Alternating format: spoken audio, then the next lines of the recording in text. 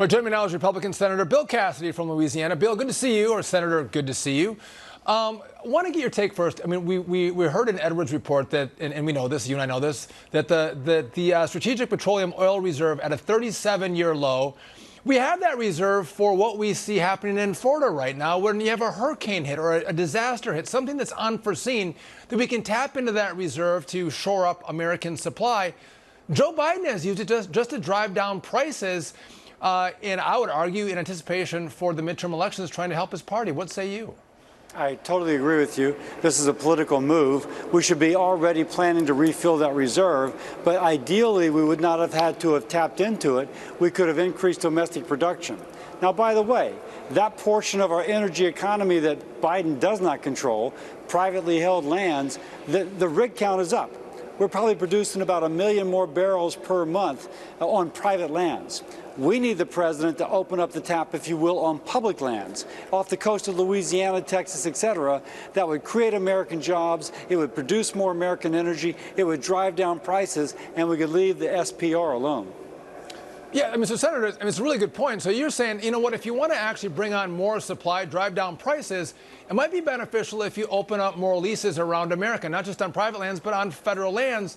But instead of doing that, you have Joe Biden saying, you know what, I'm going to attack the mom and pop gas stations that are trying to make a buck selling gas to the American people. I'm going to attack them and tell them to lower prices, as opposed to doing my job and increasing supply.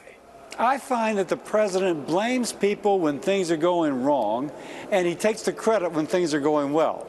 Now, that may be a natural human tendency, but in here, you should really reverse that.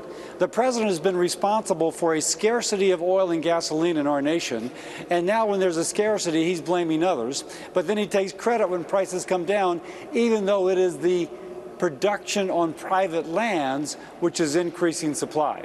It's almost always opposite day when the president talks about oil and gas. You know, Senator, also, you know, obviously we know the main driver of prices at the pump is crude oil prices, but we also have, you know, local, state, and federal taxes. In the Inflation Reduction Act, Joe Biden and Democrats put an additional tax on crude oil, which in the end drives up the price for American consumers at the pump. Yeah, it does. But I'll go back, Sean. The key point, we can make our economy stronger. We can have better jobs for the American people, really well-paying jobs, if we just allow production of oil and gas on our public lands. There's been permits sitting at the federal government level for 6 months, 8 months, that had they been permitted, these aren't new leases, these are permits on existing leases. If those permits had been granted, they would already be sending oil and natural gas to be refined onto the shores of Louisiana. Now, that would create American jobs, and it creates American independence, and it also drives down prices. That's what the president has to answer to. They've not done it. Yeah, no, I think it's a really good point. I think because oil prices have come down, a lot of Americans might think that Joe Biden has been part of the solution, but you really have oil traders who see a recession on the horizon and demand go down, not supply up, and therefore prices have come down. It's bad news on the horizon, not good news that it's dropped the price of oil and gas. Senator, I want to turn to Senator Joe Manchin. He was the one holdout in regard to Build Back Better, which actually turned into the Inflation Reduction Act. He flipped his vote, voted for it. A lot of, you know, Green New Deal, parts of the Inflation Reduction Act, made it to the president's desk. But as part of that deal, voting for that package, he had some oil and gas reforms, some pipeline reforms that he wanted, that he was promised. It was a Cornhusker kickback, if you will. Where are Republicans supporting Joe Manchin for the reforms that he got for selling America out and voting for the Inflation Reduction Act, which is a misnomer for a bill? Now, what I'm told, just saw a tweet that Manchin has asked that the permitting reform be pulled from the vote tonight. So I think that is kind of an indication of what was happening. The pipeline coming out of coming out of West Virginia did really well. Doing transmission across state lines for renewables did very well. Everybody else, we were stuck in that same morass where a petty Democrat, based on her personal ideology, his personal ideology, can crush a program that would mean thousands of jobs and lower energy prices. We need to fix that.